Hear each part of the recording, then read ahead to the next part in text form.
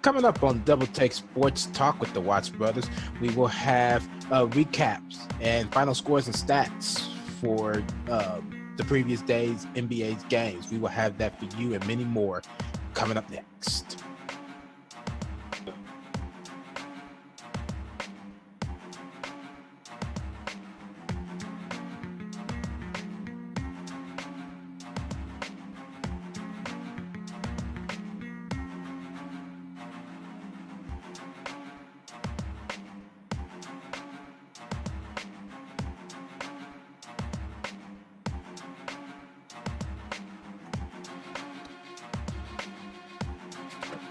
All right, this is it. Double Take Sports Talk. Welcome to the show. Darren Watts here on the opposite side of the screen. Welcome to Darren Watts today. What's going on, everybody? Welcome to the show. All right, we got here. How you feeling? Oh, I'm good, man. I'm good, man. All right, so we got a lot to cover. Are you ready to do this? Yep. All right, let's rock this one. Let's do it. All right. Let's go ahead and take a look at the latest headlines from the NBA, from the NFL, and from the MLB, starting with the NFL first.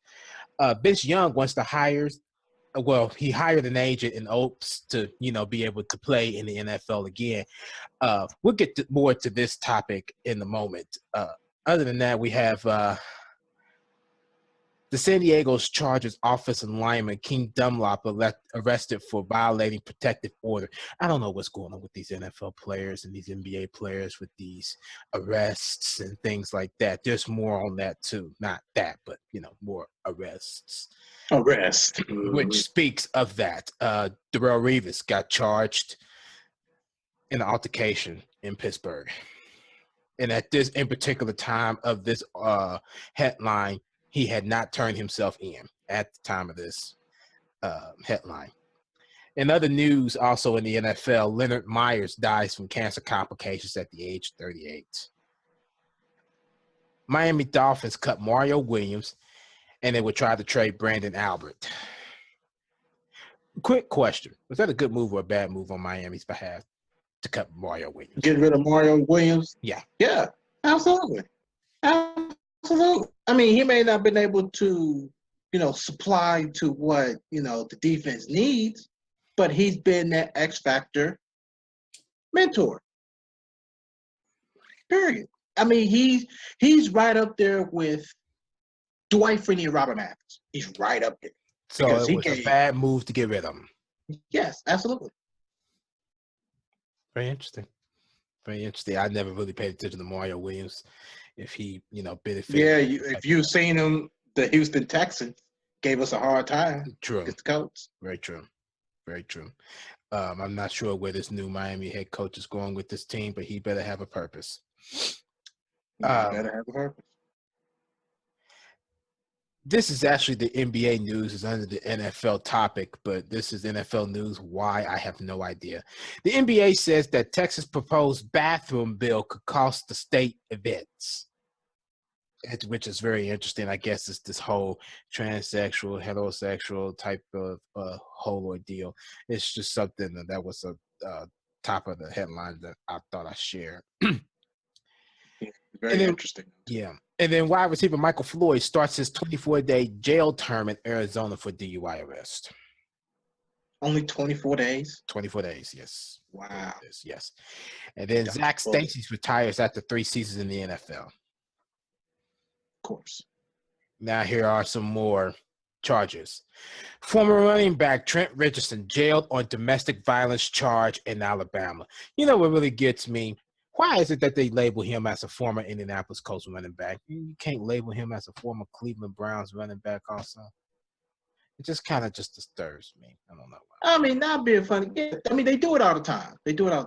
But to me, they should have been able to label him as a former Alabama running back. Yeah. Best performances. Sorry. Fair.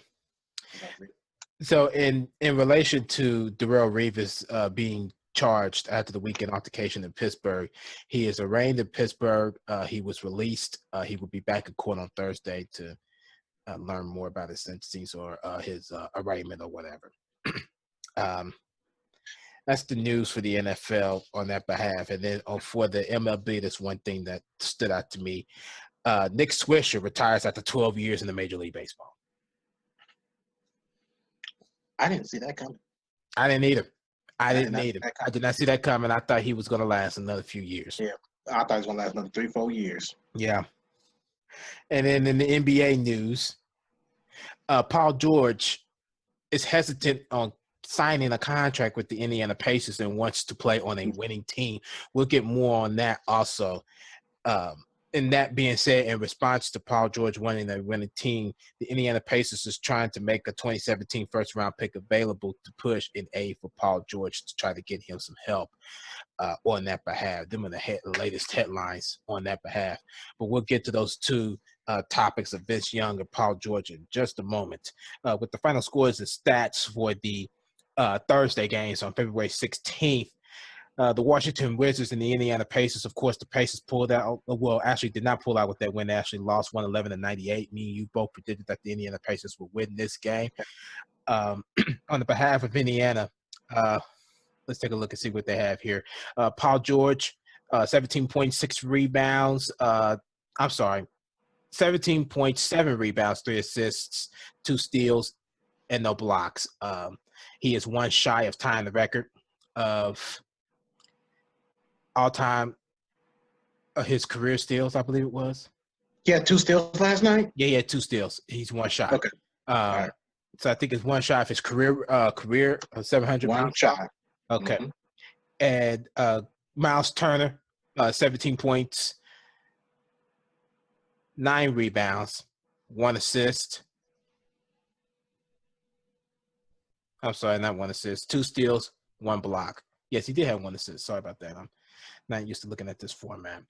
Jeff Teague only has 6 points, 6 rebounds, 5 assists, no steals, no turnovers. I'm sorry, 3 turnovers and no blocks. And then for Washington, Otto Porter Jr., 25 points. He was tearing them up. And John Wall was 8 rebounds, 2 assists, 1 block. How many points he got? He had 25 also? John Wall. No, John Wall, but they get to him. John Wall, 20 points, 2 rebounds, 12 assists, 5 turnovers, 1 steals, and 2 blocks. And then on the other half of the other game, the Boston Celtics and the Chicago Bulls. The Chicago Bulls pulled out with a 1-point win after the controversial call, 104-103. Before we get to that, Darren, what was your take on last night's game? I mean, that night's game, Thursday night's game against the Bulls and the Celtics. Okay, you're going to have to run this through me because I happened to see what happened.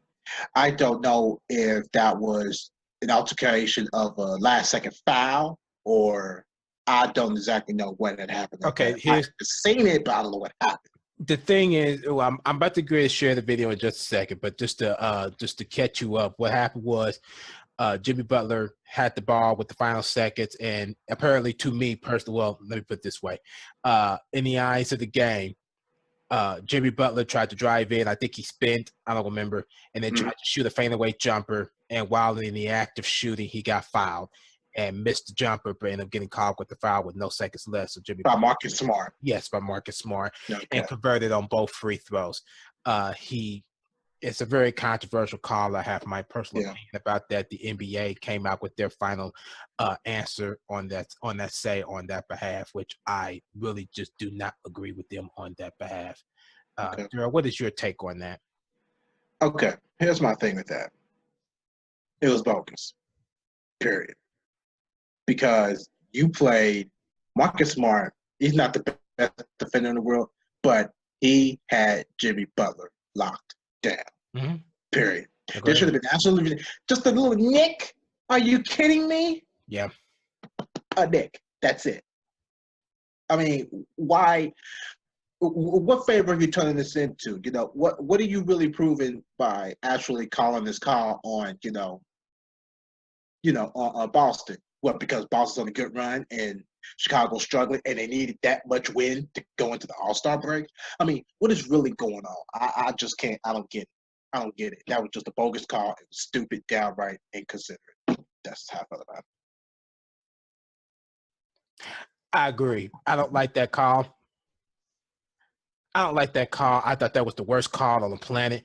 And for them to actually go and do that, I don't know if somebody had something else in mind or they saw something differently from that angle.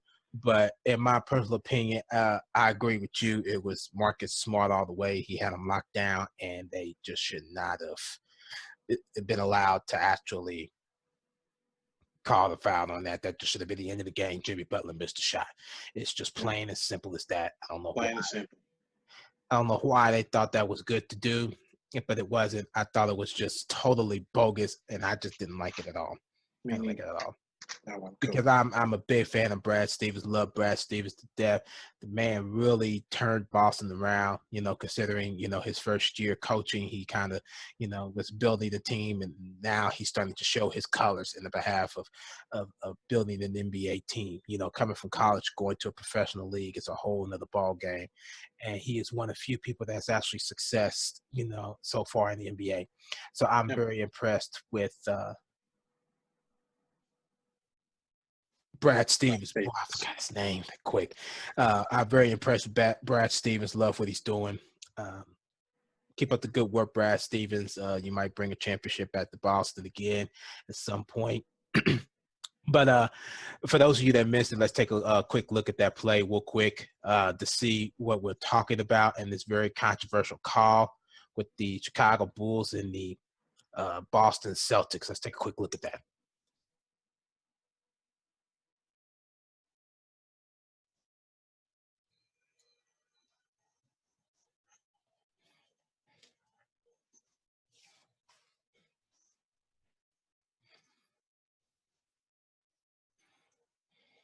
Bogus. Let's take a look right there. That's what we're talking about. Right there.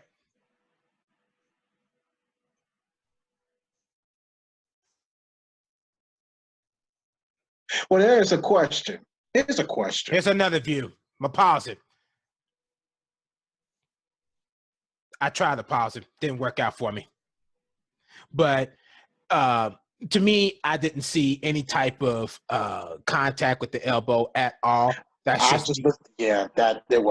ridiculous. That was ridiculous.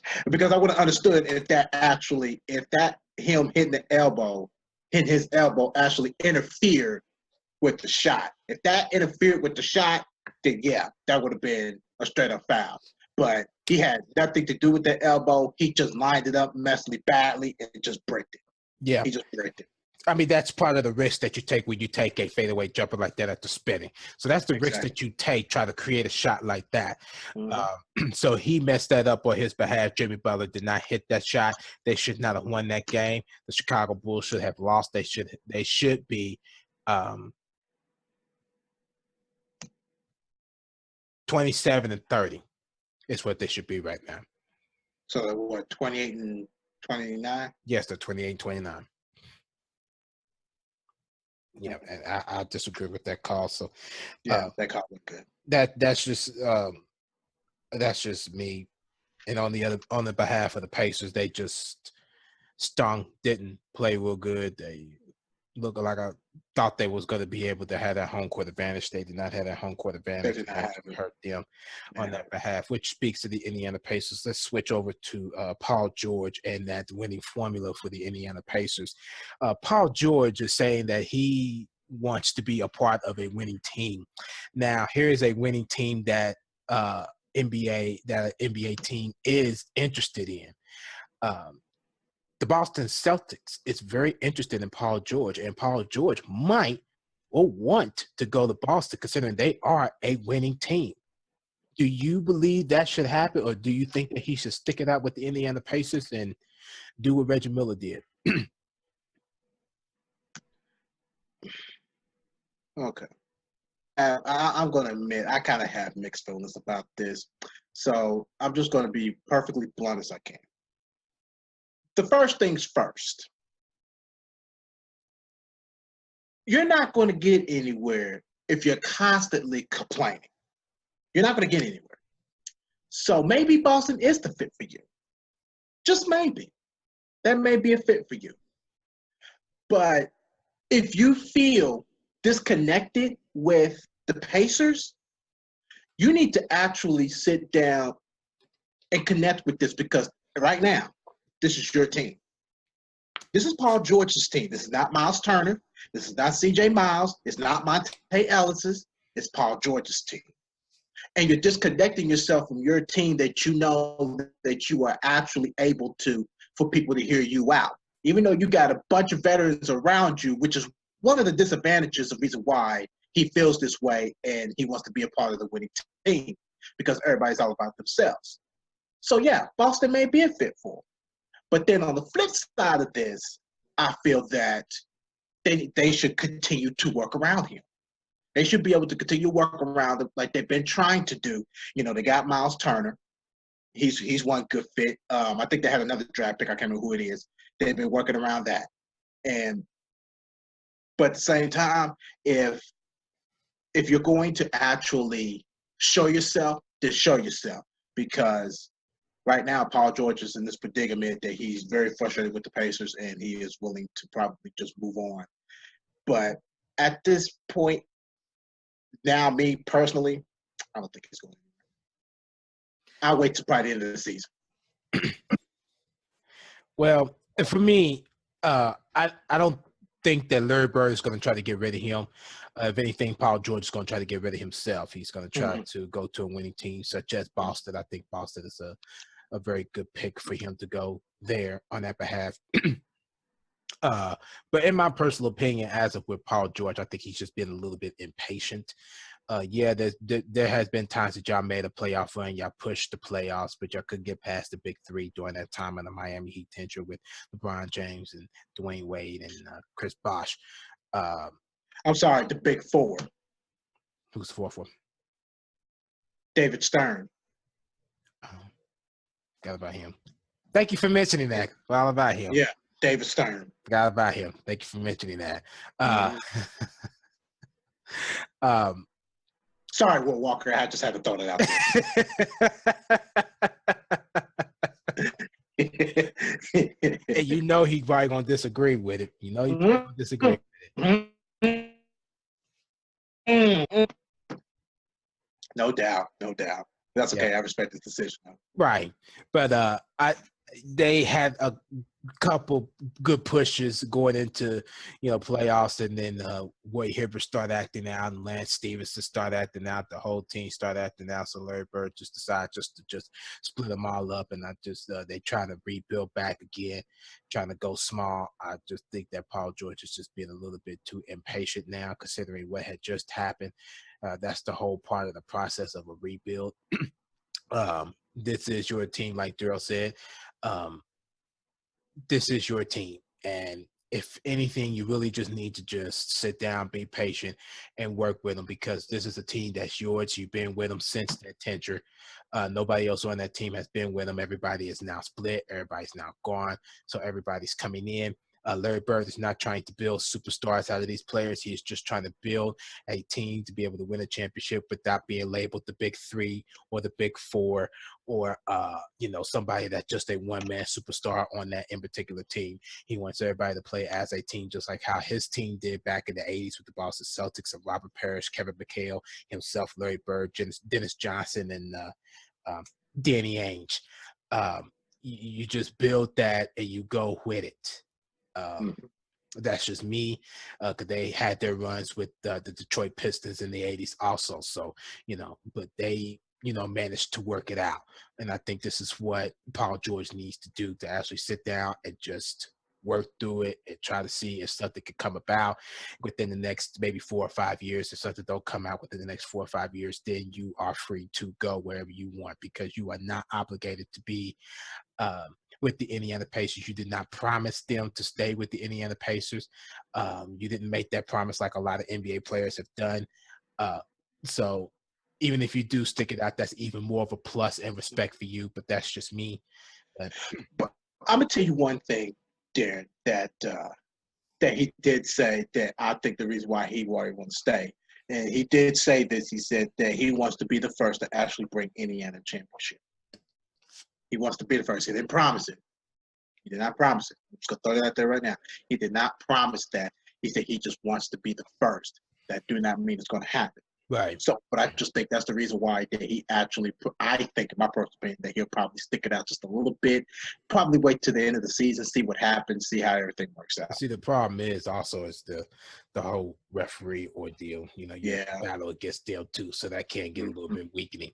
So he has to, he just got to simmer down and just be patient a little bit, quit complaining about all those calls and stuff like that, stuff that he ain't getting. And then real quick, Vince Young, do you think he has a comeback shot? Maybe, but I highly doubt it. I do. I think Vince Young got a very good chance. Vince Young, go with your dream. Go with it, man. I'm with you 100%. I hope you get with a team to at least play for a year or two. To me, I hope Michael Vick can win. You know what I'm saying? I hope that Michael Vick can win. They came back, but they didn't give him a shot. There's a difference between Michael Vick and Vince Young. There's a difference between the two. Well, yeah. Vince Young brought a collegiate championship. Michael Vick hasn't. And neither one of them has won the NFL championship yet. That's not the comparison. Well, that's mine. That's mine. And that's what I'm saying, that Vince Young probably has a higher chance and actually do making that comeback in the NFL.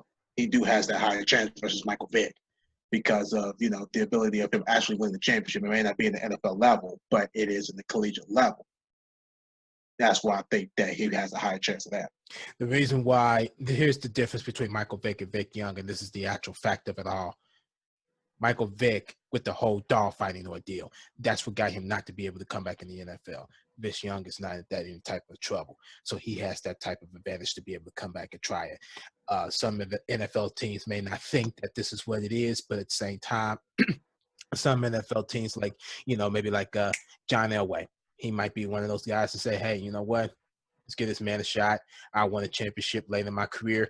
Maybe I could try to get Vince Young to win one too. So if he does have a chance, it might be with Denver. That's just the difference between Vince Young and Michael Vick. If Michael Vick didn't get convicted of this whole dog fight ordeal, which I think is ridiculous, I think he still would have a chance. As a matter of fact, he did have a chance at Pittsburgh. Yeah, after the fact. Yeah, he did. After the fact, he did. And the facts I just mentioned too was facts too. So even though that they may not be your facts, they were mine too, and it's actually out there. And I feel that with Vince Young, he has potential to actually go out there and play in the NFL. He do, but I just think that a lot of owners are looking at younger prospects instead of John Elway.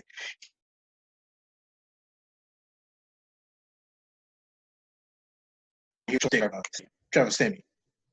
And the fact that most of these NFL teams are focusing more on the draft versus just other people like Vince Young or Jamarcus Russell or, somebody like that, to me, that just kind of slims his chances and decreases. And if he does, he probably get a second string quarterback chance, maybe not. Well, the only reason why I brought up the whole ordeal with the dog fighting thing, because that it don't have anything to do with the collegiate championships or anything at this point, considering what Michael Vick had just went through with the NFL. And with Vince Young, with him, I don't know if he won one or not, a collegiate championship, whatever it was that he won, considering the fact that he's just more of a player that is not going to get himself in trouble and waste the NFL's money. That's just my whole ordeal. With the fact of him having been a collegiate champion, to me, I don't think NFL owners are looking at that right now. They may not be looking at him at all. They might. I think that way is. I don't think so. I think so. Hell no. I absolutely think so. Because, for one thing, I think Vince Young has potential. Seen it with Tennessee. I've seen a lot more potential than probably what you've seen. I see a lot in him, and I believe that Vince Young has a chance. I do. Yeah, we'll see. If Michael Vick had a chance, why not Vince Young? Why not? Yeah, he'll probably get a couple of seasons get cut. We'll see. Yeah, that's good enough for me. He wanted to come back. He made his comeback dream come true. That's just. Yeah, I'm just agreeing with you, but I just don't think it's going to happen. Like George Foreman. So I'm with it. I'm all for it. All right, final thoughts, Darren. Anything else you want to say? All-star teams are practicing right now. Just keep that in mind as of recording at 12:53. Just They're started out. practicing. Yes. Very good. Don't this All-Star usually determine who's going to have home court advantage in the NBA Finals between the West and the East? Is that how they determine that now? Maybe. I can't remember because I know they do it with the NFL. Whoever wins the Pro Bowl, I think wins the home field advantage for the Super Bowl. I believe it is. Probably. Yeah. Whoever won. Well. Yeah. Something like that. Well, it used to be. I don't know if that's how it is now. Okay. Well, since who was the home team just this past Super Bowl? Was it? I couldn't tell you. I didn't even look at the game. I think it was Atlanta. So evidently, if NFC won the Pro Bowl, then that's how that worked. I'm not sure. Yeah, I couldn't tell you. Well, all right. That's another edition of Double Take Sports Talk. Thank you for watching and listening to the show. Darren here. Darren Watts on the opposite side. Yes, sir. If you like our videos, give it a thumbs up. Comment below. Give your thoughts. We're always here. Until then, ciao. Ciao. This is Double Take Sports Talk with the Watts Brothers. I'm Darren Watts. If you enjoyed the podcast and would like to see more, check out our videos on YouTube. And while you're there, subscribe, like, and share our videos. We don't mind. We're also on the social media side where you can catch up on the latest news and developer stories and different stat information. Follow us on Twitter at DTST2414. Or you can follow me, Darren, at Love University, and follow Darren also at Darren Watch 14. We're on Facebook also, Double Take Sports Talk page at the Watch Brothers. Darren's is Darren Watts on Facebook, and I am myself, Darren Watts II on Facebook. We got the blog, Feature Critical Thinking and Analysis, so you can check that out at doubleTakeSportsTalk.blogspot.com.